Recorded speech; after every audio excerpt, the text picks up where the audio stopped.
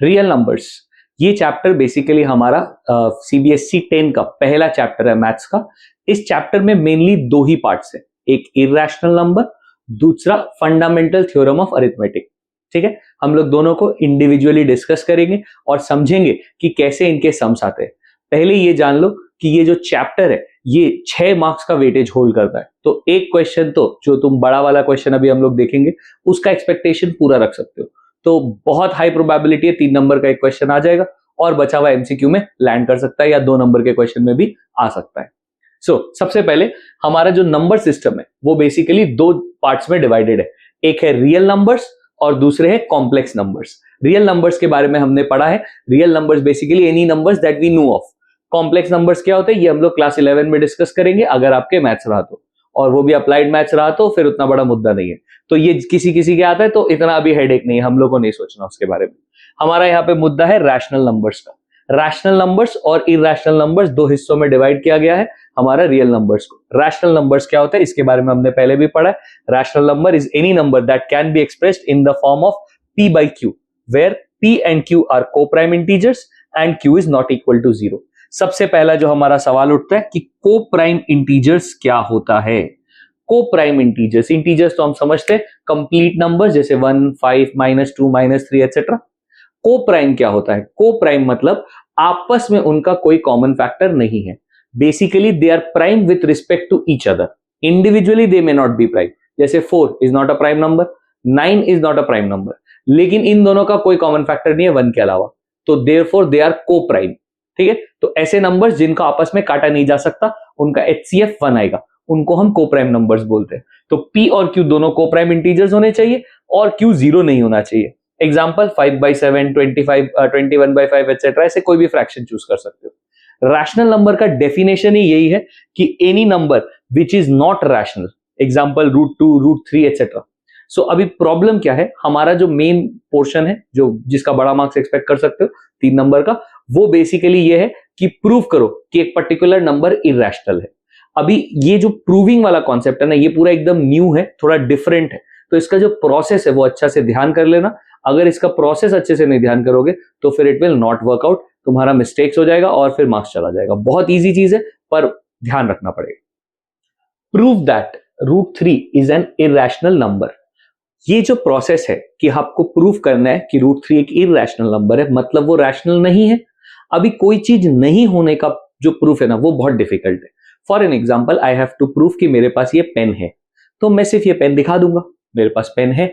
Suppose I have to proof कि मेरे पास ये पेन नहीं है, तो मेरे को अपना हर पॉकेट चेक कराना पड़ेगा, एवरीथिंग प्रॉपर फ्रिस्किंग होगा, तब जाके कंफर्म होगा कि ये पेन नहीं है। तो बेसिकली नहीं होने का जो प्रूफ है वो ज्यादा डिफिकल्ट होता है होने से। होने का तो इजी है, आप दिखा दो ये है, डन, मैंने प्रूफ कर दिया मेरे पास पेन है। पर नहीं होने का प्रूफ करना मच डिफिकल्ट है। ठीक है ना, जैसे मैंने चोरी नहीं की, ये प्रूफ करना ज्यादा डिफिकल्ट है। मैंने चोरी की, ये प्रूफ करना बहुत इजी है। अगर मेरे कोई प्रूफ करना है तो मैं चोरी के पैसे दिखा दूंगा, मैंने चोरी की, हेंस प्रूफ। लेकिन नहीं की, वो उसके लिए फिर पूरा कार्रवाई होगा, प्रोसेस होगा, कोई और चोर पकड़ा जाएगा तो ईजी होगा। वैसे ही तो यहाँ पे जो हम लोग इस मेथड का नाम है, इस मेथड का नाम है कॉन्ट्रडिक्शन मेथड।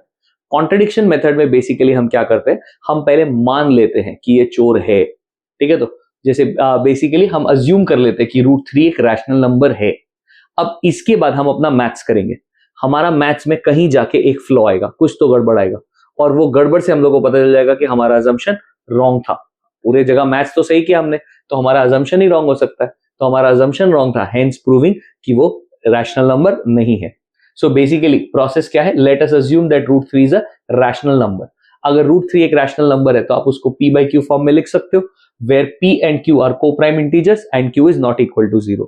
अगर यहाँ पे को-प्राइम नहीं लिखोगे, इंटीजर नहीं लिखोगे या q नॉट इक्वल टू 0 नहीं लिखोगे तो मार्क्स कट जाएगा, तो ध्यान रखना। इसके बाद स्क्वायरिंग बोथ साइड्स, स्क्वायर करोगे तो यहाँ पे आएगा √3 का स्क्वायर 3, इधर p² by q², cross multiply करोगे तो 3q² इक्वल्स टू p²। मतलब p² का जो वैल्यू है वो है 3 into q²। इसका मतलब आप p² को 3 से डिवाइड कर सकते हो, मतलब 3 उसका एक फैक्टर है, तो मैं बोल सकता हूं 3 is a factor of p²। कोई भी नंबर अगर एक स्क्वायर का फैक्टर है तो वो उसके इंडिविजुअल का भी फैक्टर होगा। सो इसका मतलब 3 is a factor of p as well. अब अगर p मतलब 3 p का एक फैक्टर है तो मैं p को 3 इंटू समथिंग लिख सकता हूं, मतलब 3 का फैक्टर मतलब 3 twice, 3 into 5 times, 3 into 40 times, कुछ तो होगा। तो 3 इंटू एम, जहां पे एम कोई भी इंटीजर है, वो इश्यू नहीं है। सो अगर अभी मैं वापस स्क्वायर करूं तो क्या आएगा, p square 9 m square. P square का जो वैल्यू है वो हमारे पास है 3 क्यू स्क्वायर, तो मैं यहां पुट कर देता हूं 3 क्यू स्क्वायर।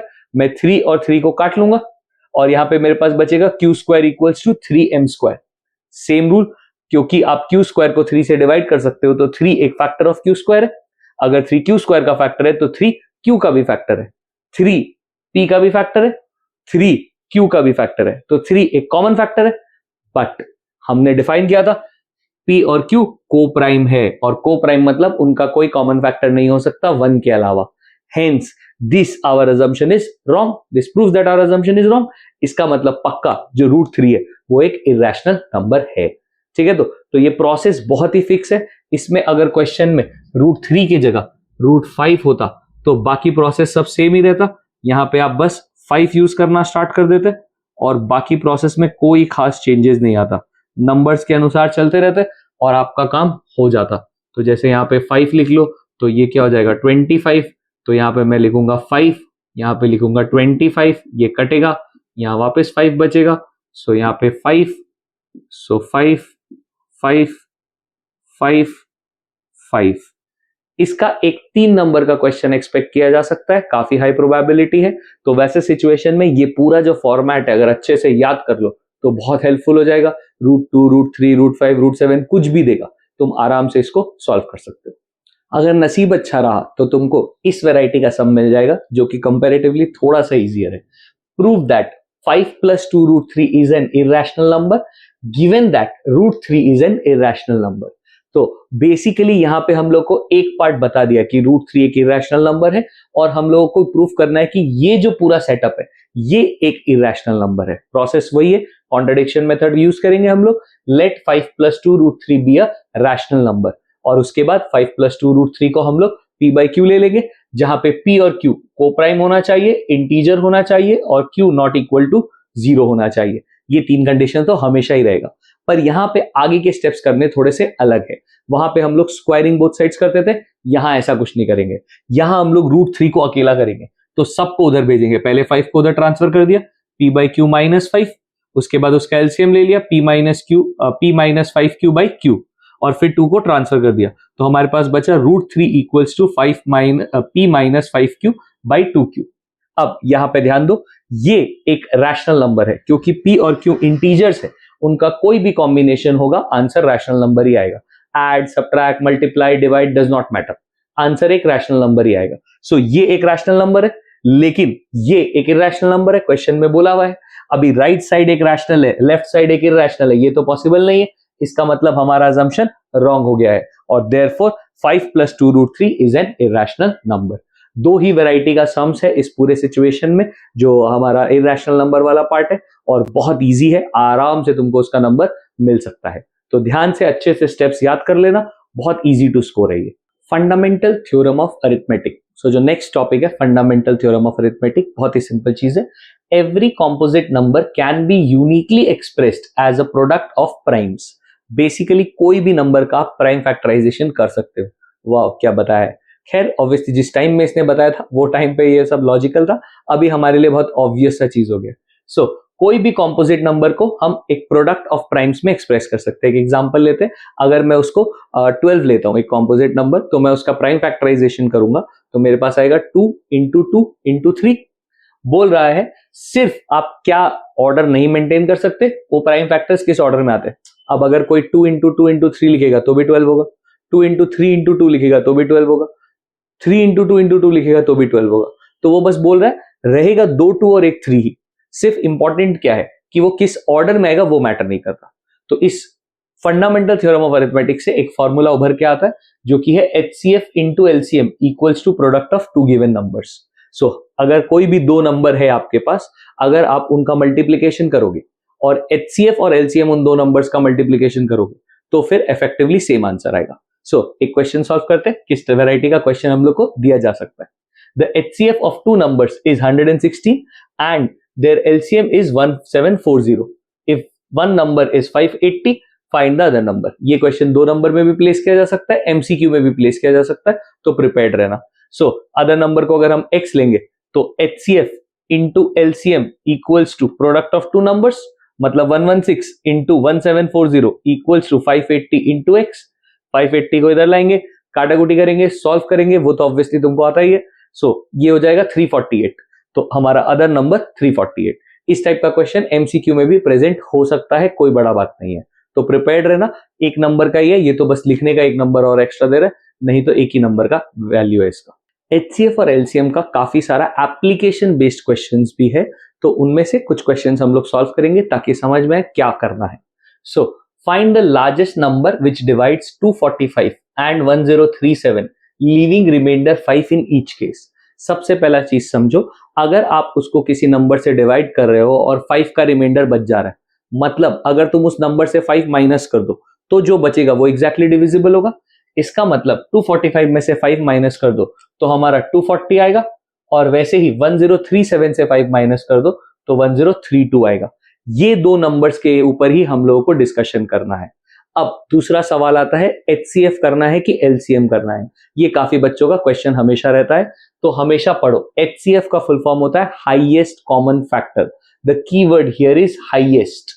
LCM का मतलब होता है lowest common factor, the keyword is lowest common multiple, तो कीवर्ड इज लोएस्ट, क्योंकि क्वेश्चन में हम लोगों को लार्जेस्ट दिया है, बोला है लार्जेस्ट नंबर ढूंढो, लार्जेस्ट मतलब हाईएस्ट, तो इसीलिए हम लोग को उसका HCF करना होगा। यही अगर लोएस्ट या मिनिमम बोलता तो फिर हम लोग उसका स्मॉलेस्ट बोलता तो हम लोग उसका LCM करते।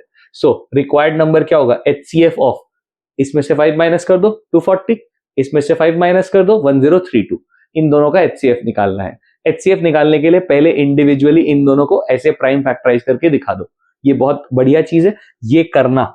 सीधा सीधा वैल्यू मत निकाल देना, MCQ होगा तो मैटर नहीं करता, पर अगर रिटन क्वेश्चन में आएगा तो ये स्टेप दिखाना, पहले 240 का प्राइम फैक्टराइजेशन करना, फिर 1032 का प्राइम फैक्टराइजेशन करना।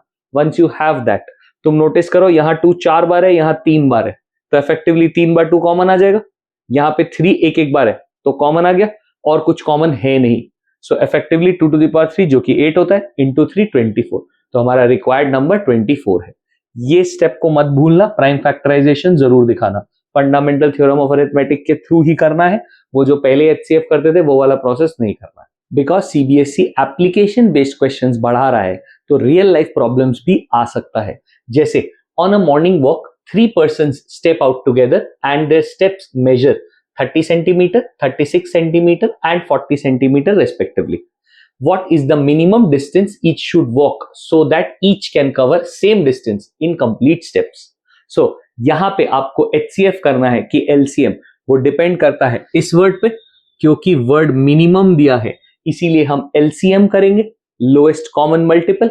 अगर यही हाईएस्ट दिया रहता या मैक्सिमम दिया रहता तो हम HCF करते। सो बेसिकली हमको तीनों नंबर का LCM कैलकुलेट करना है, प्रोसेस वही है, प्राइम फैक्टराइजेशन से तुम ये डिस्प्ले करोगे, अगर ये नहीं डिस्प्ले करोगे तो इसका मार्क्स कट सकता है।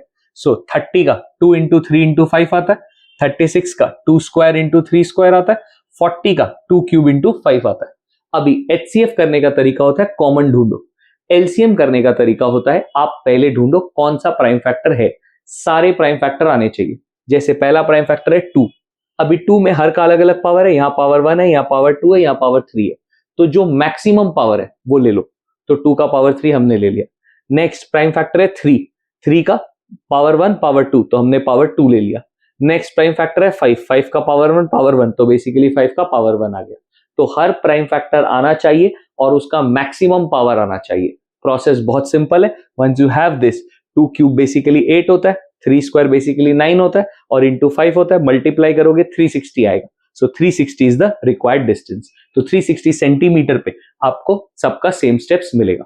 सो डू रिमेंबर, यूनिट लिखना मत भूलना, अगर यूनिट लिखना भूल गए तो उसका तो डेफिनेटली नंबर कटेगा। ऐसा क्वेश्चन 2 नंबर में एक्सपेक्ट कर सकते हो, अगर ऐसे बड़े बड़े मिस्टेक्स कर दिए तो सारा नंबर चला जाएगा, कुछ भी नहीं मिलेगा। तो ये जो प्रोसेस होता था हमारा LCM करने का, 30, 36, 40, ये वाला मत करना, यही वाला करना, क्योंकि हमारा चैप्टर में फंडामेंटल थ्योरम ऑफ अरिथमेटिक मतलब प्राइम फैक्टराइजेशन एग्जिस्ट करता है, तो हमको वही यूज करना चाहिए। Thank you for watching the video till the end. If you have come this far, try solving the question which is given in the pinned comments. Also like the video, share it with your friends ताकि किसी को भी अगर ये chapter revise करना हो तो वो कर सके, और चैनल को सब्सक्राइब कर लो क्योंकि बाकी सारे रिवीजन वीडियोस भी अपलोड होंगे थोड़े टाइम में।